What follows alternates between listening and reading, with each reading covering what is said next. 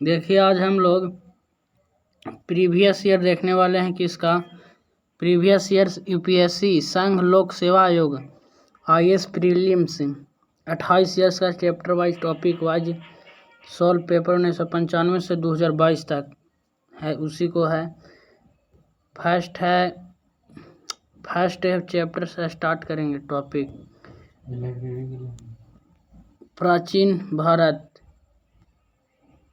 प्राचीन भारत है का जी अध्याय 1 में है प्रागैतिहासिक काल एवं सिंधु घाटी सभ्यता। सिंधु घाटी सभ्यता के बारे में देखेंगे। क्वेश्चन है बहुत ही इम्पोर्टेंट है।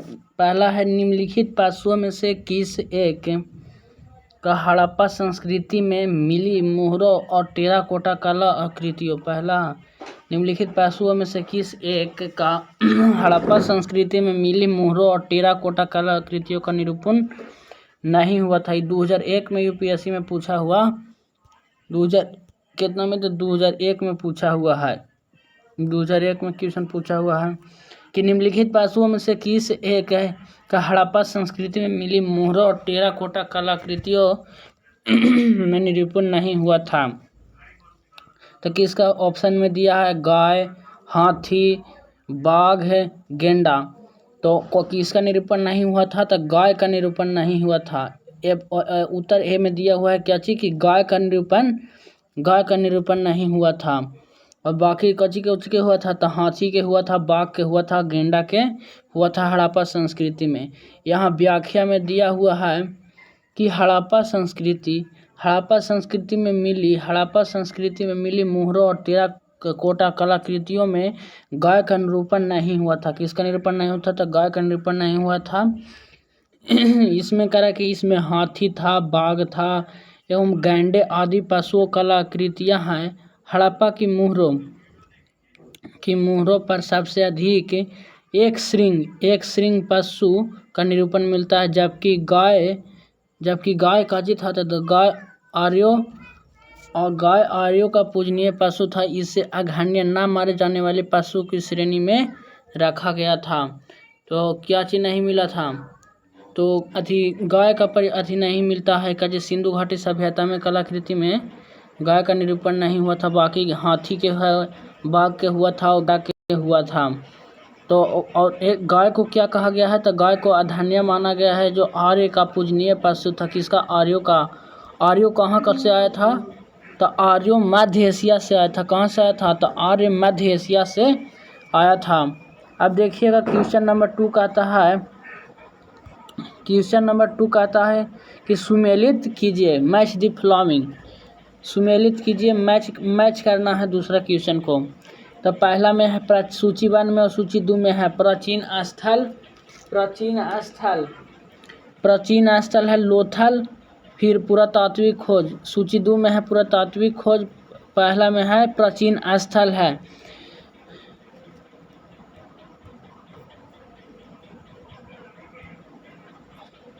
पुरातात्विक प्राचीन स्थल है, पहला में लोथल का मिलान करना है कि कौन इसमें सही है। तो लोथल के काची होगा, लोथल बी में है कालीबंगन, सी में है धौलावीरा, डी में है बनवाली। डी में कौची है, बनवाली। डी में बनवाली है। तो इसमें कौन कौन मिलान करेगा, देखिए लोथल के कौन हो जाएगा लोथल का पुरातात्विक हुआ है गोदीवाड़ा। काची गोदीवाड़ा में है लोथल कहाँ, गोदीवाड़ा लोथल हो जाएगा। बी में काची कह रहा था, बी में कालीबंगन कह रहा था, कालीबंगन के काची हो जाएगा। तो जूता हुआ खेल से काची मिला है, कालीबंगन से जूता हुआ खेत मिला है, कालीबंगन से जूता हुआ खेत। लोथल गोदीवाड़ा हो जाएगा, कालीबंगन जूता हुआ खेत हो जाएगा। ए का 2 हो जाएगा, ए का हो जाएगा कौची, गोदीवाड़ा है, लोथल गोदीवाड़ा में है पुरातात्विक खोज हुआ लोथल में। बी में कालीबंगन में जूता हुआ खेत कहाँ से मिला है, तो जूता हुआ खेत कालीबंगन से मिला है जूता हुआ खेत कालीबंगन। सी में ऑप्शन में है धौलावीरा। अब धौलावीरा देखिएगा, धौलावीरा का जी कहता है, सी के धौलावीरा कहाँ के हो जाएगा, पक्की मिट्टी की बनी हुई हल की प्रतिकृति कहाँ से मिला है, तो धौलावीरा से मिला है। धौलावीरा से मिला है पक्की मिट्टी की बनी हुई हल की प्रकृति, पक्की मिट्टी की बनी हुई हल की प्रकृति धौलावीरा से मिला है। तो कैट के थ्री हो जाएगा पक्की मिट्टी की बनी हुई हल की प्रकृति धौलावीरा से। डी में बनवाली, बनवाली से क्या चीज मिला है? तो हड़प्पा लिपि के बड़े आकार के 10 चिन्हों वाला एक शिलालेख मिला है। क्या चीज मिला है? शिलालेख मिला है हड़प्पा आकृति में। हड़प्पा लिपि के बड़े आकार के 10 चिन्हों वाला लेख मिला है। कहाँ से? तो बनवाली से मिला है। धौलावीरा से पक्की मिट्टी की बनी हुई हल की प्रकृति सी हो जाएगा। बनवाली से मिला है हड़प्पा लिपि के बड़े आकार के 10 चिन्हों वाला एक शिलालेख है। हाँ, शिलालेख मिल जाएगा। तो इसका ऑप्शन कौन हो जाएगा? तो ऑप्शन इसका डी आंसर हो जाएगा। 1 2 हो जाएगा। लोथल हो जाएगा गोदीवाड़ा कालीबंगन जूता हुआ खेत धौलावीरा पक्की मिट्टी की बनी हुई आकृति हो जाएगा। बनवाली हड़प्पा लिपि के बड़े आकार के 10 चिन्हों वाला एक शिलालेख कहाँ से मिला है? बनवाली से मिला है। अब नेक्स्ट है क्वेश्चन नंबर 3। क्वेश्चन नंबर 3 का जी कहता है इस सिंधु घाटी सभ्यता के संदर्भ में निम्नलिखित कथनों पर विचार कीजिए। क्वेश्चन नंबर 3 है से देखिए। क्वेश्चन नंबर सिंधु घाटी सभ्यता के संदर्भ में निम्नलिखित कथनों पर विचार कीजिए। पहला में कथन है यह मुख्यतः लौकिक सभ्यता थी तथा उसमें धार्मिक तत्व यद्यपि उपस्थित था, वर्चस्वशाली नहीं था। उस काल में भारत में कपास से वस्त्र बनाए जाते थे। ये दूसरा में है। पहला में यह मुख्यतः लौकिक सभ्यता थी तथा उसमें धार्मिक तत्व यद्यपि उपस्थित था, वर्चस्वशाली नहीं था। उस काल में भारत में कपास से वस्त्र बनाए जाते थे। तो उपरोक्त कथनों में से कौन से कथन सही है? तो पहला और दूसरा दोनों हैं, जो काची हो जाएगा आंसर सही है। यह मुख्यतः लौकिक सभ्यता थी, उसमें धार्मिक तत्व यद्यपि उपस्थित था, वर्चस्वशाली नहीं था। उपस्थित धार्मिक तत्व था और वर्चस्वशाली नहीं था। उस काल में भारत में कपास से वस्त्र बनाए जाते थे। ये बात सही है। और वहाँ काची बनाए जाते थे? कपास से वस्त्र बनाए जाते थे। उस काल में भारत में कपास से वस्त्र बनाए जाते थे। किस काल में? तो सिंधु घाटी सभ्यता में। सिंधु घाटी सभ्यता के संदर्भ में उसमें कपास था, लौकिक सभ्यता भी था, उसमें धार्मिक की सब पूजा पाठ भी था। फिर नेक्स्ट इसमें व्याख्या में क्या कहता है? व्याख्या में नीचे दिया हुआ है। व्याख्या में कह रहा है कि सिंधु घाटी सभ्यता के संदर्भ में दिए गए दोनों कथन सही थे। सिंधु घाटी सभ्यता मूलतः नगरीय एवं लौकिक सभ्यता थी। क्या थी? नगरीय एवं लौकिक सभ्यता थी। इस काल में लोग धर्म में विश्वास रखते थे, परंतु कुछ ही कह रहा है परंतु शासन व्यवस्था पर धर्म प्रबल नहीं था। परंतु शासन व्यवस्था पर कथित धर्म प्रबल नहीं था। इसकी पुष्टि इस बात से होती है कि यहाँ मंदिर जैसा कोई स्थल प्राप्त नहीं हुआ है। मेहरगढ़ से प्राप्त कपास के साक्ष्य इस बात की पुष्टि करते हैं कि विश्व में सबसे पहले संध्य काल में कपास की खेती की जाती है। इस काल से पता चलता है कि संध्य काल में काची की खेती की जाती थी? तो कपास की खेती की जाती थी। किस काल में? तो संध्य काल में। कारण सिंधु घाटी सभ्यता के संदर्भ में दिए गए कथनों दोनों से सिंधु घाटी सभ्यता मूलतः नगरीय एवं लौकिक सभ्यता थी। इस काल में लोग धर्म में विश्वास करते रखते थे, परंतु शासन व्यवस्था पर धर्म प्रबल नहीं था। इसकी पुष्टि इस बात से होती है कि यह मंदिर जैसा कोई स्थल प्राप्त नहीं हुआ है। मेहरगढ़ से प्राप्त कपास के साक्ष्य इस बात की पुष्टि करते हैं कि विश्व में सबसे पहले संध्य काल में कपास की खेती क्या करती थी? की जाती थी। क्वेश्चन नंबर इसको व्याख्या नहीं देखते। क्वेश्चन नंबर 2 का व्याख्या है लोथल कहता है किसे सही सम्मेलन। इसमें तो देखिए लिए लोथल स्थल के अंतर्गत ईंट से बना गोदीवाड़ा अग्निवेदिका ईरान की खाड़ी क्षेत्र की मुहर हाथी के दांत के स्केल प्राप्त हुए हैं। काची से? तो लोथल स्थल के अंतर्गत ईंट से बना गोदीवाड़ा कहाँ था? तो लोथले में था। अग्निवेदिकाएँ भी कहाँ था? तो लोथल में था। ईरान की खाड़ी क्षेत्र की मुहर लोथले से प्राप्त हुआ है। और हाथी के दांत के स्केल कहाँ से प्राप्त हुए हैं? तो हाथी के दांत के स्केल भी कहाँ से प्राप्त हुए हैं? तो हाथी के दांत के स्केल भी गोदीवाड़ा लोथल से ही प्राप्त हुए हैं। कहाँ से? तो लोथल से ही प्राप्त हुए हैं हाथ के दांत गोदीवाड़ा। हाथ के दांत गोदीवाड़ा कहाँ से प्राप्त हुए हैं? लोथल से। और सूतकोटदा भी कहाँ से है? गोदीवाड़ा। लोथल से। अग्निवेदिका ईरान की खाड़ी क्षेत्र के मुहर हाथी के दांत के स्केल से प्राप्त होते हैं। कालीबंगन प्राचीन स्थल है। कालीबंगन प्राचीन स्थल है। इसके अंतर्गत जुता हुआ खेत, हल रेखा, जुता हुआ खेल कालीबंगन से, हल रेखा का साक्ष्य व 7 अग्निवेदिकाएं कहाँ से मिला है? तो कालीबंगन से। दो फसलों को उगाने का भी प्रमाण कहाँ से मिला है? तो कालीबंगन से। अधिक दूरी पर सरसों, कम दूरी पर चना, निचला शहर दुर्गीकृत आदि प्राप्त होते हैं। कहाँ से सब प्राप्त हुआ है? तो सब ये कालीबंगन से प्राप्त हुआ है। और धौलावीरा एक प्राचीन स्थल है। धौलावीरा इसके अंतर्गत पक्की मिट्टी की बनी हुई हल की प्रतिकृति, पक्की मिट्टी की बनी हुई हल की प्रकृति कहाँ से मिला है? तो पक्की मिट्टी की बनी हुई हल की प्रकृति ये धौलावीरा से मिला है। इसके अंतर्गत पक्की मिट्टी की बनी हुई हल की प्रतिकृति, खेल का मैदान भी मिला है। पत्थर की बनी नेवल मूर्ति प्राप्त हुई है कहाँ से? तो ये धौलावीरा से ही प्राप्त हुआ है। पत्थर की बनी नेवल मूर्ति प्राप्त हुई है। बनवाली से हड़प्पन लिपि के बड़े आकार के 10 चिन्हों वाला एक शिलालेख प्राप्त हुआ है। कहाँ से?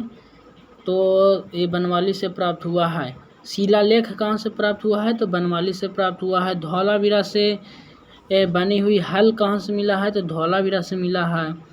फिर कालीबंगन से कहता है जुता हुआ खेत, हल रेखा का साक्ष्य, अग्निवेदियाँ एवं 7 अग्निवेदियाँ। अग्निवेदियाँ कहाँ से मिला है? तो लोथल में। लेकिन 7 अग्निवेदियाँ क्या जी कहेगा? 7 अग्निवेदियाँ तो कहाँ से मिला है? तो 7 अग्निवेदियाँ कालीबंगन से, 7 अग्निवेदियाँ कालीबंगन से मिला है। वह 7 अग्निवेदिका कालीबंगन से मिला है। लोथल से अग्निवेदिया गोदीवाड़ा। बनवाली से हड़प्पन सभ्यता के बड़े 10 शिलालेख मिला है। बनवाली से हल्की आकृति के खिलौने, जौ, तिल तथा सरसों के ढेर, मिट्टी की चूड़ियाँ कहाँ से मिला? बनवाली से मिला है। एवं मातृदेवी की मूर्ति आदि प्राप्त कहाँ से हुआ है? तो बनवाली से। मातृदेवी की मूर्ति आदि प्राप्त होते हैं कहाँ से? तो बनवाली से। मातृदेवी की मूर्ति बनवाली से प्राप्त हुआ है। तो हम लोग 4 क्वेश्चन तक देखे। 5वां क्वेश्चन देखिएगा। 5वां क्वेश्चन क्या कहता है? 5वां है क्वेश्चन कि निम्नलिखित, 5वां क्वेश्चन नंबर 5वां है। क्वेश्चन नंबर 5वां कहता है कि निम्नलिखित में से कौन एक हड़प्पा स्थल नहीं है? हड़प्पा स्थल कौन नहीं है? 2019 में कुछ में पूछा है। 2019 में पूछा है। यूपीएससी में ये क्वेश्चन है, प्रीलिम्स में पूछा है कि निम्नलिखित में से कौन सा एक हड़प्पा स्थल नहीं है? तो हड़प्पा स्थल कौन नहीं है? चंदहुदड़ो की कोट जीडी, सी में सौहगौरा की देसालपुर। तो इसमें से कौन आंसर हो जाए? सी। डी में कौन सी है? देसालपुर। सी में देसालपुर दिया हुआ है, देसालपुर। तो कौन आंसर? सौहगौरा है। सौहगौरा क्या चीज़? सौहगौरा जो हड़प्पा स्थल नहीं है। चंदहुदड़ो है, कोट जीडी है, देसालपुर है। चंदहुदड़ो, कोट डीजी, देसालपुर, लेकिन सौहगौरा नहीं है। सौहगौरा इसमें नहीं है। तो राइट आंसर कौन हो जाएगा? तो इसमें राइट आंसर सी हो जाएगा। सौहगौरा नहीं है।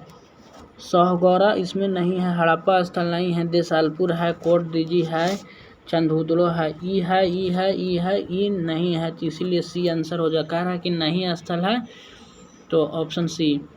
इसका व्याख्या में है दिया हुआ, किसी सौहगौरा हड़प्पा स्थल नहीं है।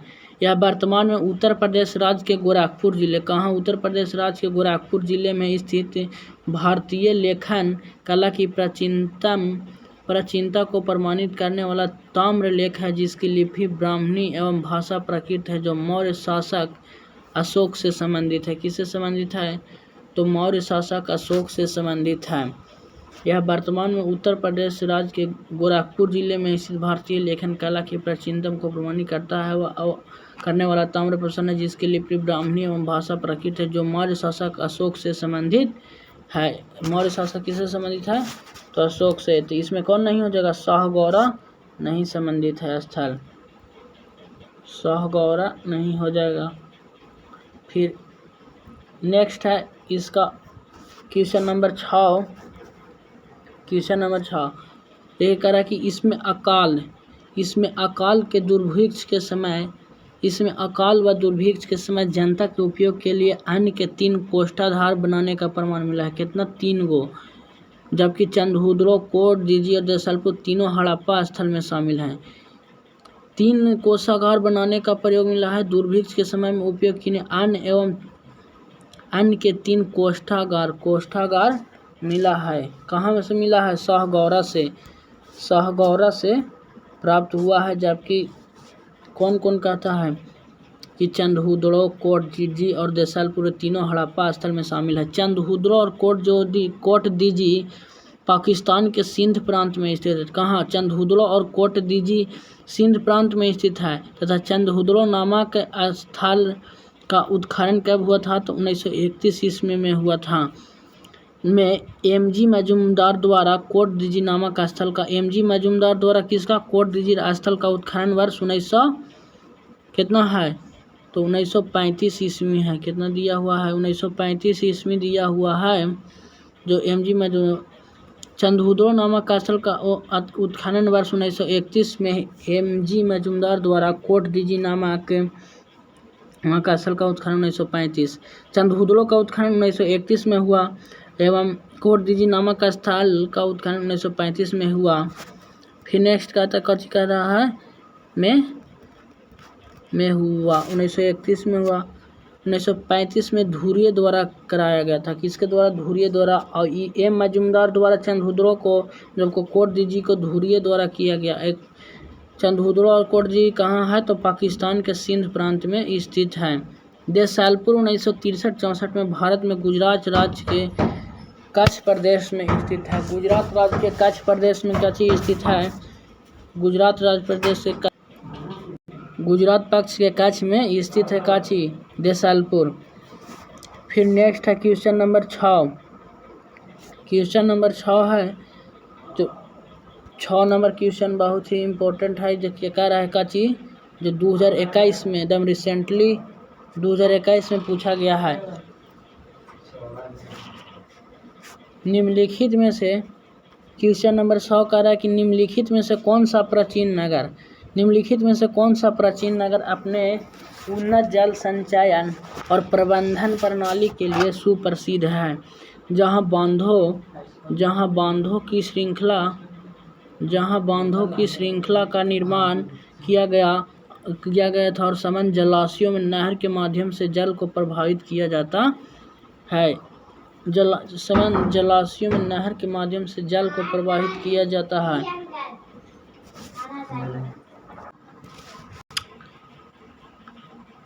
फिर कह रहा है कि इसे गुजरात, तो कौन हो जाएगा इसमें राइट आंसर? पहला ऑप्शन ए में धौलावीरा, बी में काली बैंगन, राखी गढ़ी, रोपड़। तो कौन सा प्रभावित नहर के माध्यम से जल को प्रभावित किया जाता है? तो धौलावीरा में प्रभावित किया जाता है। धौलावीरा में प्रभावित किया जाता है। फिर क्या देखिए गुजरात का धौलावीरा कहाँ है? गुजरात में अपने उन्नत जल संचयन और प्रबंधन प्रणाली के लिए सुप्रसिद्ध है। जहां बांधों की श्रृंखला का निर्माण किया गया था और समन जलाशयों में नहर के माध्यम से जल को प्रवाहित किया जाता था। यह नगर गुजरात के कच्छ के जिले के भचाऊ तालुका में स्थित है। कहाँ स्थित?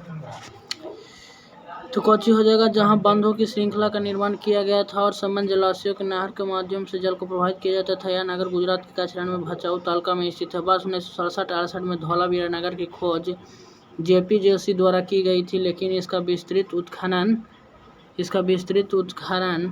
आर.एस. बिष्ट ने किया। कौन किया? तो आर.एस. बिष्ट ने किया। इस नगर की आकृति आयताकार थी। इस नगर के 3 भागों में किला, मध्य नगर, निचला नगर में विभाजित किया गया था। यह भारत में स्थित सिंधु सभ्यता का दूसरा सबसे बड़ा नगर है। तो गुजरात का धौलावीरा नगर अपने उन्नत जल संचयन और प्रबंधन प्रणाली के लिए सुप्रसिद्ध है। जहां बांधों का श्रृंखला का निर्माण किया गया था और समन जलाशयों में नहर के माध्यम से जल प्रवाहित किया जाता था। यह नगर गुजरात के कच्छ के जिले में भचाऊ तालुका में स्थित है। इसीलिए ऑप्शन ए राइट हो जाएगा आंसर। तो फिर अगला नेक्स्ट वीडियो में हम लोग क्या देखेंगे फ्रेंड्स, तो नेक्स्ट वीडियो में हम लोग वैदिक संस्कृति के देखेंगे। तो अभी इतना वीडियो देखें, फिर नेक्स्ट वीडियो में मिलेंगे। Thank you.